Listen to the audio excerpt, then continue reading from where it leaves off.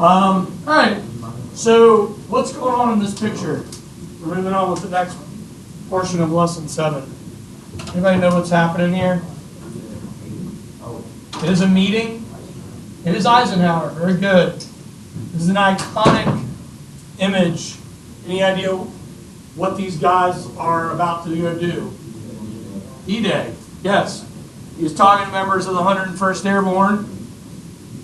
Does anybody have any idea what Eisenhower is talking about? Not a clue. Any idea what he probably wouldn't be talking about with these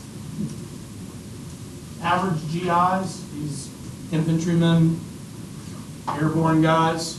Probably not talking about like a huge scheme behind it. He's probably just talking about like, Yeah. we're gonna go in and do this. Yeah. Days later. He is not talking about military strategy right here. He's actually talking with these young guys about their lives. In this particular image, what we're capturing is Eisenhower's asking the young man where he's from. He tells him where he's from, and he says, "Oh, do you like to fly fish?" "I love to fly fish." And he's just making small talk with them, talking about fishing, trying to get their minds off the jump. So this is a very intimate moment in the war relationship between Eisenhower and his men. All right, so let's start with Nazi Germany. Hermann Goering, World War I flying ace, head of the 4-year plan in pre-war Germany, became instrumental in the Nazi Workers' Party, instrumental in planning the Hitler Youth Program, commander of the German Luftwaffe, officially second in command of the Third Reich. Goering underestimates British radar in the Battle of Britain. It was very costly for the Nazi Luftwaffe. Albert Kesselring commanded air forces or the Luftwaffe in the invasions of Poland and France, the Battle of Britain, and Operation Barbarossa. Commander in the Mediterranean theater, which included the operations of North Africa, conducted the defensive campaign against the Allied forces in Italy along what is known as the Gustave Line, which we're going to talk about later, and commanded German forces on the Western Front at the end of the war. Heinz Guderian, World War I veteran, tank commander, architect of the Blitzkrieg, commanded German armored forces in France and in Russia, constantly at odds with Hitler over military strategy. Some of them are. Yeah.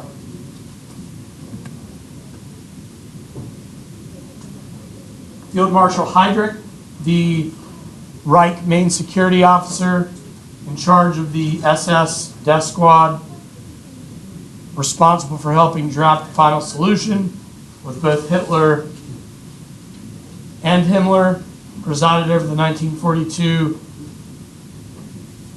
Wannsee Conference to lay out the Nazi plan for the final solution. Erwin Rommel, the Desert Fox, led the 7th Panzer Division in the invasion of France, would go on to lead the Afrika Korps in North Africa, prepared German defenses for the D-Day invasion along the Atlantic Wall, led the plot to assassinate, overthrow Hitler on July 22nd, 1944, better known as Operation Valkyrie, took his own life rather than standing trial, received a hero's funeral.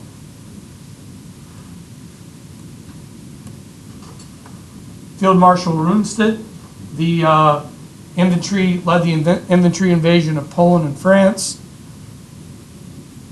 executed the invasion that led to the evacuation of Dunkirk and the German victory at Dunkirk, commanded German forces in the Ukraine in Operation Barbarossa,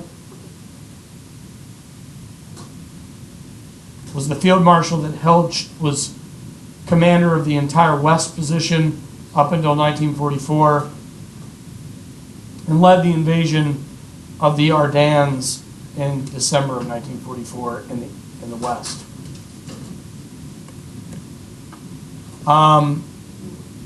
We talked about Admiral Dönitz, the Lion, World War I naval veteran, father of the German U-boat, architect of both U-boat construction and advancements, as well as naval buildup and naval strategy for Nazi Germany, commander-in-chief of the German Navy throughout the war, became president of Germany after the death of Hitler, convicted of war crimes at Nuremberg, served 10 years in prison.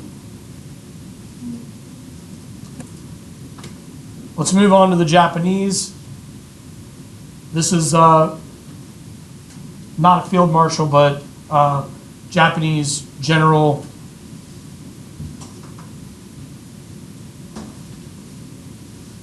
Ieyasu, the Stone Man was his nickname. Military education in Japan, Germany, and Denmark. Served as Kwantung Imperial Japanese Army General in both the Manchurian and the Chinese invasions.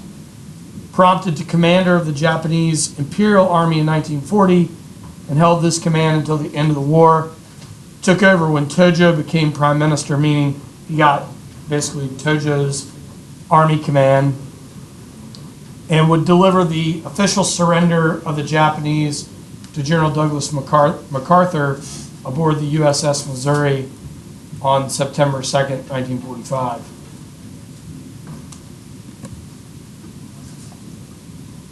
Admiral Nagamo, Vice Admiral and Commander of the Japanese First Carrier Fleet, led the direct assault on Pearl Harbor and the Battle of Midway, fought off naval engagements at Guadalcanal and Saipan, and ultimately committed suicide in 1944. Let's move on to the Soviets. Field Marshal Georgy Zhukov, the savior of Moscow, also known as the savior of Stalingrad. Deputy Supreme Commander and Chief of the Red Army, defended against Germans at Smolensk, the siege of Leningrad, the siege of Moscow, and the siege of Stalingrad. Led the great Russian sweep into Ukraine, Poland, and Germany. He actually led these soldiers in the field. Led soldiers into Berlin on May 2nd, 1945, and accepted the German surrender on May 8th, 1945. That's Victory in Europe Day, VE Day. Sir Arthur Harris, nicknamed Bomber Harris, Air Chief Marshal that commanded the Royal Air Force and commanded the Bomber Command from 42 to 46, formulated the policy of nighttime bombing raids on German cities. Bernard Montgomery, Field Marshal, aka better known as Monty. He is the Major British Field Marshal of the 8th British Army in North Africa, Sicily, and Italy. Helped Eisenhower plan Operation Overlord. D-Day invasion, had a pretty intense competitive relationship with George Patton. Ground commander of British forces on D-Day, led British forces until the end of the war. Also launched Operation Market Garden, which was the British, American, Canadian, and Polish Air Corps dropping into Dutch rural towns and cities to retake it from the Germans, and accepted the German surrender on behalf of the British at VE Day, Victory in Europe Day. George C. Marshall, nicknamed the Organizer of Victory, VMI class of 1901. Do a little rah-bah mill out there in honor of my alma mater. Pershing's aide-de-camp in World War I, Chief of the Staff of the U.S. Army, Secretary of State, and Third Secretary of Defense between his time under both Roosevelt and Truman. during World War II and into the Cold War. Served as the United States Army Chief of Staff during the entire war. Was considered one of Roosevelt's closest military advisors. As Secretary of State, established the Marshall Plan to rebuild Europe, which we'll talk about at the end of the course, and was awarded the Nobel Peace Prize in 1953. Not to mention an honorary doctorate from Harvard for this plan. Dwight D. Eisenhower, Ike, West Point class of 1911, led the American and Allied forces, known as the Allied Supreme Commander, in North Africa, Sicily, and Northwest Europe. He was in charge of and planned Operation Overlord, i.e. the invasion of Normandy, the D-Day invasion. Advocated for the broad front approach to Europe after D-Day rather than dash to Berlin, meaning that they would take city after city and then bust through the hedgerows to go move into Germany, mainland Germany. Remarkable both personal and political skills with soldiers and generals and politicians alike, and will become our 34th President of the United States following World War II. He's like one of those guys that he didn't necessarily seek out the job sort of sought him out prior to the war. Mark Wayne Clark, aka nicknamed Contraband Clark, West Point class of 1917, Allied commander in Italy, ordered the destruction of the abbey at Monte Cassino, criticized for allowing the 10th German Army's escape after the Allied entry into Rome in 1944. Do keep in mind the terrain and the heavily defensive location of the Gustav Line. If you're not familiar with that, we'll talk more about that moving into the second part of the semester. Became the youngest American to be promoted to general in 1945. Served as commander in the Korean War, as a joint UN commander, and then went on to become president of the Citadel until he retired in 1965. He lived out the rest of his days in Charleston. Omar Bradley, the GI's general. This would be your general infantryman. That's what GI stands for. West Point class of 1914. One of the main U.S. Army field commanders in North Africa and in Europe during World War II. Hey, what's up, buddy?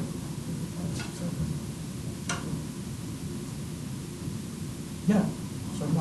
Yeah, what's up? See ya. Took over after Patton slapped a soldier in Italy for cowardice. Turns out the guy was actually injured. So Patton got promoted. He'll rise back to command, high command. Involved in both in D-Day, also in basically the operations that would lead to the Battle of the Bulge and the invasion of Germany. And then he is the last surviving 5-star general. Here we have Patton, old blood and guts. He started at the Virginia Military Institute, ended up transferring to West Point. Father of American tank warfare. He started this as his earliest armored vehicle actions took place against Pancho Villa in Mexico, and he commands large corps and army in North Africa, the invasion of Sicily known as Operation Husky. So in both Operation Torch and Operation Husky, Patton had major commands. But at the end of the Sicily campaign, an American soldier was in an infirmary. Patton blamed him of being a coward, slapped him across the face, and got demoted.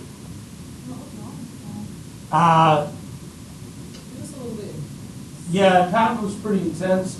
The soldier actually was in there for fatigue and shell shock. Basically, he was. Yeah, the attack had messed with his head. I didn't know if it was like a physical injury. But a lot of soldiers that got shell shocked, they would actually treat them on site, like let them get their heads right, and then get them back out, right? Yeah. So Patton came in, saw that, slaps the guy. He gets demoted. He's going to end up in a couple sort of like two-pronged operation. It's basically the decoy of D-Day. The belief that the Germans thought the United States was going to attack from a completely different position on the Atlantic Wall. Well, Patton leads that decoy. Following the success of the decoy that Patton leads, that's going to ultimately lead to Patton regaining control of the Third Army, and they'll break through the hedgerows into Nazi Germany, Western Europe, and Patton's Third Army is going to not only liberate concentration camps as they move west, but they're also going to meet up with the Soviets on the Elbe River. Patton will later die in a Jeep accident later on as the war's coming to an end. Leslie McNair, I don't know if you're familiar with Leslie McNair. He also served with Patton and Pershing and Marshall in World War I, served with both Patton and Pershing against Pancho Villa in Mexico. Commanding General of the Army Ground Forces, responsible for the organization, training, preparation of U.S. Army forces overseas, but was killed by a bomb during Operation Cobra, which was part of the Battle of Normandy just 8 weeks after D-Day. This is actually a pretty big problem that Allied soldiers face. Not only dying in the training leading up to D-Day, but dying in the days after D-Day as like continued bombing raids and other attacks were ordered by the Allies as they move into Western Europe. All right, let's move on to General Lloyd Frendenhall, another West Pointer that dropped out, ended up graduating from Massachusetts Institute for Technology in 1907, commanded the Central Task Force and the landings during Operation Torch, which is the American joint command, American and British in North Africa. Commanded the U.S. Second Corps during the early stages of the Tunisian campaign in North Africa. Lost command of the Second Corps to Patton, but later promoted to Lieutenant General in 1943 and would assume command of the U.S. Second Army for the remainder of the war. Dugout Doug, the Big Chief, General Douglas MacArthur, West Point class in 1903, fearless in the field in World War I, commander of U.S. forces in the Far East, constantly at odds with FDR, was forced to withdraw with American sugar growers and U.S. Forces from the Philippines in 1942. He and those forces are going to escape to Australia. His famous quote will be, "I shall return to the Philippines." Becomes Supreme Commander of the Southwest Pacific area, has pretty much the massive Army strategy, and the base of operations is going to be Australia. Will accept or retake the Philippines as promised, and he'll also accept Japan's surrender on September 2nd, 1945, and oversaw the occupation of Japan, the military occupation from 45 to 51. Becomes UN commander during the Korean War, threatened to lead large bombing raids on China, and even dabbled with the idea of using nuclear weapons or atomic weapons, and was removed from command by Harry S. Truman. So MacArthur's a pretty interesting, colorful, and also controversial character in the era of World War II. Let's talk a little bit about Bull Halsey. Bull Halsey graduated UVA medicine, studied medicine there. In fact, the ROTC buildings at UVA are named for Admiral Halsey. He's a U.S. Fleet Admiral, played a key role in U.S. naval operations against the Japanese in the Central Pacific, commanded the U.S. Central Pacific Fleet, and led the United States to the crucial victory at the Battle of Leyte Gulf, which he collaborated with MacArthur. Interesting, in addition to this, my grandfather actually served under MacArthur in the Pacific. He was a coastal artilleryman at that very battle, Leyte Gulf, and in the Philippines.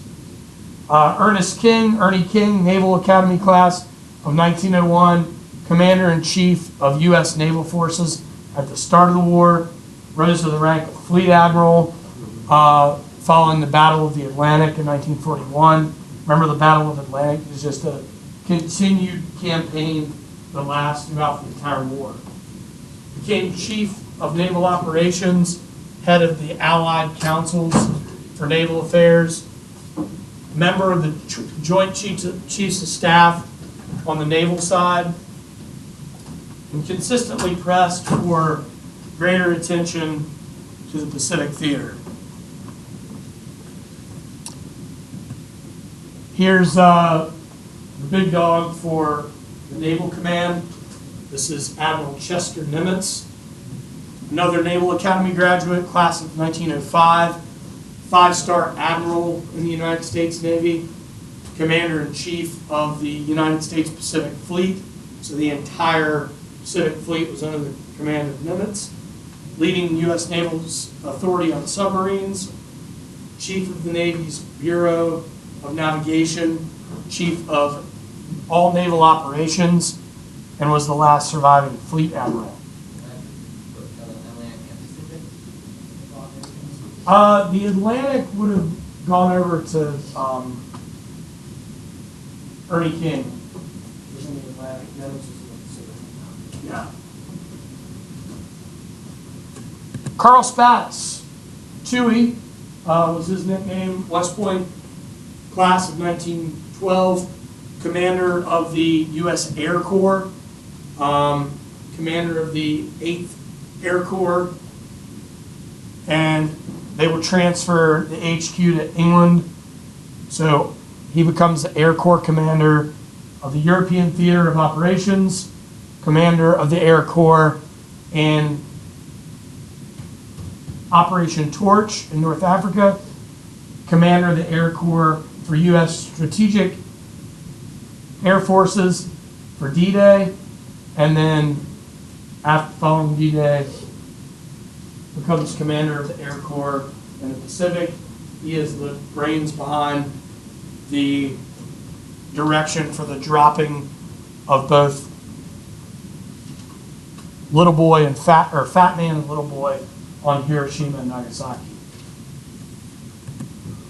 And then flying ace, Jimmy Doolittle, went to the University of California at Berkeley, class of 1922, pioneer in American aviation, received the Medal of Honor for planning and leading his raid on Tokyo, commanding general of the 12th Air Corps in North Africa in 42, commanded the Northwest African Strategic Air Corps, which was a unified command with the British, commanded the 15th Air Corps in the Mediterranean after Operation Husky, and his largest command was the 8th Air Corps in England as Lieutenant General, and this is the highest rank ever held by a reserve officer in the modern era. Jimmy Doolittle. All right, any questions for me?